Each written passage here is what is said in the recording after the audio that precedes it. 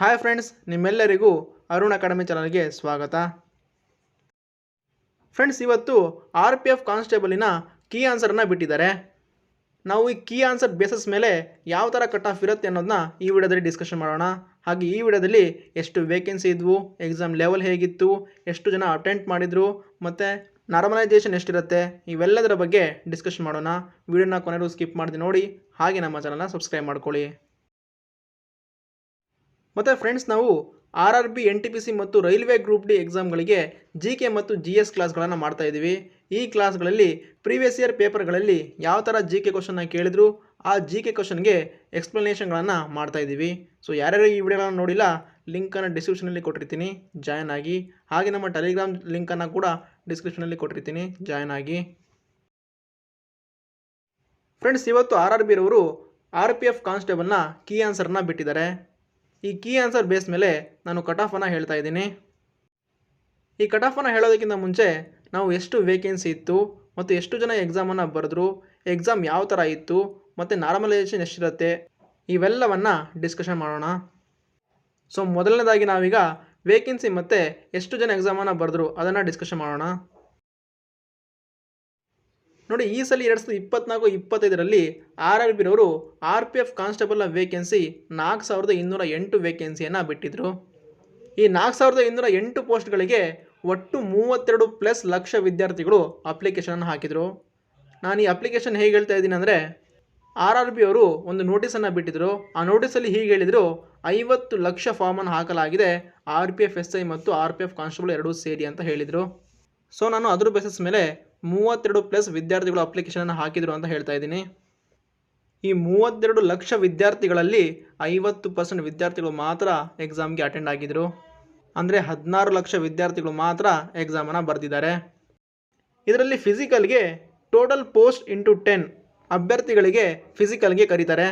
ಅಂದರೆ ಇಲ್ಲಿ total post 4208 ಇತ್ತು, ಇಂಟು 10 ಮಾಡಿದ್ರೆ 42,080 ಆಗುತ್ತೆ. ಈ 42,080 ವಿದ್ಯಾರ್ಥಿಗಳನ್ನು ಫಿಸಿಕಲ್ಗೆ ಕರೀತಾರೆ. ಸೊ ಐ ಹೋಪ್ ನಿಮಗೆ ಇಲ್ಲಿ ಎಷ್ಟು ವೇಕೆನ್ಸಿ ಮತ್ತು ಎಷ್ಟು ಜನ ಎಕ್ಸಾಮನ್ನು ಬರೆದಿದ್ದಾರೆ ಅನ್ನೋದು ಕ್ಲಿಯರ್ ಆಯಿತು ಅಂದ್ಕೊಳ್ತೀನಿ. ಈಗ ನಾವು ಪ್ರೀವಿಯಸ್ ಇಯರ್ನಲ್ಲಿ RPF ಕಾನ್ಸ್ಟೇಬಲ್ಗೆ ಯಾವ ಥರ ಕಟ್ ಆಫ್ ಇತ್ತು ಅನ್ನೋದನ್ನ ನೋಡೋಣ. ನೋಡಿ, 2018ರಲ್ಲಿ ಗ್ರೂಪ್ ವೈಸ್ ವೇಕೆನ್ಸಿಯನ್ನು ಬಿಟ್ಟಿದ್ದರು.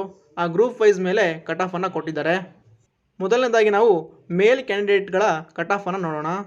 ಗ್ರೂಪ್ ಎನಲ್ಲಿ UR ಕ್ಯಾಂಡಿಡೇಟ್ಗಳಿಗೆ 79.75, OBC ಕ್ಯಾಂಡಿಡೇಟ್ಗಳಿಗೆ 93.55, SC ಕ್ಯಾಂಡಿಡೇಟ್ಗಳಿಗೆ 77.29, ST ಕ್ಯಾಂಡಿಡೇಟ್ಗಳಿಗೆ 76.71.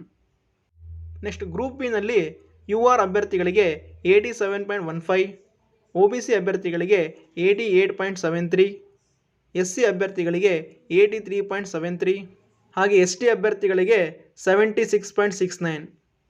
ನೋಡಿ, 2018ರ ಕಟ್ ಆಫನ್ನು ನೋಡ್ಕೊಳ್ಳಿ, ಯಾಕಂತ ಮುಂದೆ ಹೇಳ್ತೀನಿ, ನೋಡ್ಕೊಳ್ಳಿ. ಈಗ ನಾವು ಎಕ್ಸಾಮ್ ಲೆವೆಲ್ ಹೇಗಿತ್ತು ಮತ್ತು ಹಾರ್ಡ್ ಅಥವಾ ಟಫ್ ಆಗಿರುವಂಥ ಶಿಫ್ಟ್ಗಳು ಯಾವುದು ಅನ್ನೋದನ್ನ ಡಿಸ್ಕಷನ್ ಮಾಡೋಣ. ನೋಡಿ, RPF ಕಾನ್ಸ್ಟೇಬಲ್ ಎಕ್ಸಾಮ್ ಅಂತೂ ಈಸಿಯಾಗಿ ಇರಲಿಲ್ಲ. ಈ ಎಕ್ಸಾಮ್ ಮಾಡ್ರೇಟ್ ಮತ್ತು ಟಫ್ ಆಗಿತ್ತು. ಈ ಎಕ್ಸಾಮ್ನಲ್ಲಿ ಮ್ಯಾಥ್ಸ್ನಲ್ಲಿ 35 ಕ್ವಶನ್ ಇರುತ್ತೆ.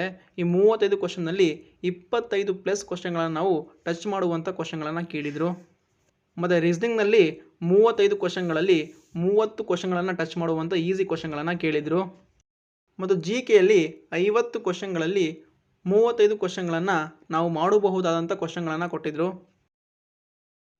ಈಗ ನಾವು ಮಾರ್ಚ್ 2ನೇ ತಾರೀಕಿನಿಂದ ಮಾರ್ಚ್ 18ನೇ ತಾರೀಕುವರೆಗೂ ನಡೆದಂಥ 36 ಶಿಫ್ಟ್ಗಳಲ್ಲಿ ಟಫ್ ಆಗಿರುವಂಥ ಶಿಫ್ಟ್ಗಳು ಯಾವುದಂತ ನೋಡಿದ್ರೆ, ಮಾರ್ಚ್ 2ನೇ ತಾರೀಕಿನ ಮೊದಲನೇ ಮತ್ತು 2ನೇ ಶಿಫ್ಟ್ ಟಫ್ ಆಗಿತ್ತು. ಮತ್ತು ಮಾರ್ಚ್ 3ನೇ ತಾರೀಕಿನ 3ನೇ ಶಿಫ್ಟ್ ಟಫ್ ಆಗಿತ್ತು. ಹಾಗೆ ಮಾರ್ಚ್ 7ನೇ ತಾರೀಕಿನ 1ನೇ ಶಿಫ್ಟ್, 2ನೇ ಶಿಫ್ಟ್ ಮತ್ತು 3ನೇ ಶಿಫ್ಟ್ ಕೂಡ ಟಫ್ ಆಗಿತ್ತು.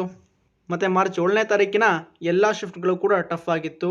ಮಾರ್ಚ್ 10ನೇ ತಾರೀಕಿನ 1ನೇ ಮತ್ತು 2ನೇ ಶಿಫ್ಟ್ ಟಫ್ ಆಗಿತ್ತು. ಮಾರ್ಚ್ 11ನೇ ತಾರೀಕಿನ ಎಲ್ಲ ಶಿಫ್ಟ್ಗಳು ಟಫ್ ಆಗಿದ್ವು. ಹಾಗೆ ಮಾರ್ಚ್ 12ನೇ ತಾರೀಕಿನ 2ನೇ ಶಿಫ್ಟ್, ಮಾರ್ಚ್ 17ನೇ ತಾರೀಕಿನ 1ನೇ ಮತ್ತು 2ನೇ ಶಿಫ್ಟ್, ಹಾಗೆ ಮಾರ್ಚ್ 18ನೇ ತಾರೀಕಿನ 1ನೇ ಮತ್ತು 2ನೇ ಶಿಫ್ಟ್ ಕೂಡ ಟಫ್ ಆಗಿತ್ತು. ಸೊ ಇವಿಷ್ಟು ಶಿಫ್ಟ್ಗಳು ಸ್ವಲ್ಪ ಟಫ್ ಆಗಿದ್ವು.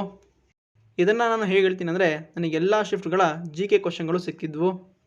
ಯಾವ ಶಿಫ್ಟ್ನಲ್ಲಿ ಜಿ ಕೆ ಕ್ವಶನ್ಗಳು ಟಫ್ ಆಗಿದ್ವೋ ಆ ಶಿಫ್ಟ್ ಟಫ್ ಆಗಿರುತ್ತೆ. ಸೊ ಅದ್ರ ಬೇಸಿಸ್ ಮೇಲೆ ನಾನು ಯಾವ ಶಿಫ್ಟ್ ಟಫ್ ಆಗಿದೆ ಅಂತ ಹೇಳ್ತಾ ಇದ್ದೀನಿ. ಈ ಟಫ್ ಆಗಿರೋಂಥ ಶಿಫ್ಟ್ಗಳಿಗೆ ನಾರ್ಮಲೈಸೇಷನ್ ಮಾಡಿ 5ರಿಂದ 8 ಮಾರ್ಕ್ಸ್ಗಳನ್ನು ನೀಡ್ಬೋದು. ಸೊ ಐ ಹೋಪ್ ನಿಮಗೆ ನಾರ್ಮಲೈಸೇಷನ್ ಅರ್ಥ ಆಯಿತು ಅಂದ್ಕೊಳ್ತೀನಿ. ಈಗ ನಾವು 2025ರ ಕಟ್ ಆಫನ್ನು ಡಿಸ್ಕಷನ್ ಮಾಡೋಣ. ಈ ಕಟ್ ಆಫನ್ನು ನಾನು ಎಷ್ಟು ಜನ ಎಕ್ಸಾಮನ್ನು ಬರೆದ್ರು ಮತ್ತು ಯಾವ ಥರ ಎಕ್ಸಾಮ್ ಲೆವೆಲ್ ಇತ್ತು ಮತ್ತು ಕಾಂಪಿಟೇಷನ್ ಬೇಸಸ್ ಮೇಲೆ ಈ ಕಟ್ ಆಫನ್ನು ಹೇಳ್ತಾ ಇದ್ದೀನಿ. ಯು ಆರ್ ಕ್ಯಾಟಗರಿಯ ಮೇಲ್ ಕ್ಯಾಂಡಿಡೇಟ್ಗಳಿಗೆ 83+ ಮತ್ತು ಫೀಮೇಲ್ ಕ್ಯಾಂಡಿಡೇಟ್ಗಳಿಗೆ 75+. ನೆಕ್ಸ್ಟ್ ಒ ಬಿ ಸಿ ಕ್ಯಾಟಗರಿಯ ಮೇಲ್ ಕ್ಯಾಂಡಿಡೇಟ್ಗಳಿಗೆ 80+ ಮತ್ತು ಫೀಮೇಲ್ ಕ್ಯಾಂಡಿಡೇಟ್ಗಳಿಗೆ 73+. ನೆಕ್ಸ್ಟ್ ಇ ಡಬ್ಲ್ಯೂ ಎಸ್ ಕ್ಯಾಟಗರಿಯ ಮೇಲ್ ಕ್ಯಾಂಡಿಡೇಟ್ಗೆ 78+, ಹಾಗೆ ಫೀಮೇಲ್ ಕ್ಯಾಂಡಿಡೇಟ್ಗೆ 70+. ನೆಕ್ಸ್ಟ್ ಎಸ್ ಸಿ ಕ್ಯಾಟಗರಿಯ ಮೇಲ್ ಕ್ಯಾಂಡಿಡೇಟ್ಗಳಿಗೆ 75+, ಹಾಗೆ ಫೀಮೇಲ್ ಕ್ಯಾಂಡಿಡೇಟ್ಗೆ 68+. ನೆಕ್ಸ್ಟ್ ಕೊನೆಯದಾಗಿ ಎಸ್ ಟಿ ಕ್ಯಾಟಗರಿಯ ಮೇಲ್ ಕ್ಯಾಂಡಿಡೇಟ್ಗೆ 73+, ಮತ್ತು ಫೀಮೇಲ್ ಕ್ಯಾಂಡಿಡೇಟ್ಗೆ 66+. ನೀವೆಲ್ಲ ಈಗ ಯೋಚನೆ ಮಾಡ್ತಿರ್ತೀರಲ್ಲ, ಸರ್ ಯಾಕಿಷ್ಟು ಹೈ ಕಟ್ ಆಫನ್ನು ಹೇಳ್ತಿದ್ದಾರೆ ಅಂತ. ಇದಕ್ಕೆ ರೀಸನ್ ಇದೆ ನೋಡಿ. 2018 ಮತ್ತು 19ರಲ್ಲಿ 8619 ಪೋಸ್ಟನ್ನು ಕರೆಯಲಾಗಿತ್ತು. ಈ 8619 ಪೋಸ್ಟ್ಗಳಿಗೆ 50 ಲಕ್ಷ ಪ್ಲಸ್ ಅಭ್ಯರ್ಥಿಗಳು ಅಪ್ಲಿಕೇಶನನ್ನು ಹಾಕಿದರು. ಆದರೆ ಈಗಿನ ವೇಕೆನ್ಸಿ 4208. 2018ಕ್ಕೆ ಕಂಪೇರ್ ಮಾಡಿದ್ರೆ ಅದರ ಅರ್ಧಕ್ಕೆ ಪೋಸ್ಟನ್ನು ಕರೆದಿದ್ದಾರೆ. ಈ 4208 ಪೋಸ್ಟ್ಗಳಿಗೆ ಒಟ್ಟು 32+ ಲಕ್ಷ ಅಭ್ಯರ್ಥಿಗಳು ಅಪ್ಲಿಕೇಶನನ್ನು ಹಾಕಿದ್ದಾರೆ. ಈ 2018 ಮತ್ತು 19ರ ಕಟ್ ಆಫೇ 93, 88, 89, 92 ಈ ರೀತಿಯ ಕಟ್ ಆಫ್ ಇತ್ತು. ಆದರೆ ಈಗ ಪೋಸ್ಟ್ ಕಡಿಮೆ ಇದೆ. ಸೊ ಹಾಗಾಗಿ ಈ ಸಲ ಕಟ್ ಆಫ್ ಈ ಥರ ಇರುತ್ತೆ. ಈ ಕಟ್ ಆಫ್ನಲ್ಲಿ 2ರಿಂದ 3 ಮಾರ್ಕ್ಸ್ ಆ ಕಡೆ ಈ ಕಡೆ ಆಗ್ಬೋದಷ್ಟೇ. ಇದರಲ್ಲೇನೋ ಜಾಸ್ತಿ ಡಿಫ್ರೆಂಟ್ ಆಗಿರೋಲ್ಲ, ಇದೇ ಕಟ್ ಆಫ್ ಆಗಿರುತ್ತೆ. ಸೊ ಐ ಹೋಪ್ ನಿಮಗೆ ಕಟ್ ಆಫ್ ಗೊತ್ತಾಯಿತು ಅಂದ್ಕೊಳ್ತೀನಿ. ನೋಡಿ, ಈಗ RPF ಕಾನ್ಸ್ಟೇಬಲ್ನ ಕೀ ಆನ್ಸರ್ನ ಬಿಟ್ಟಿದ್ದಾರೆ.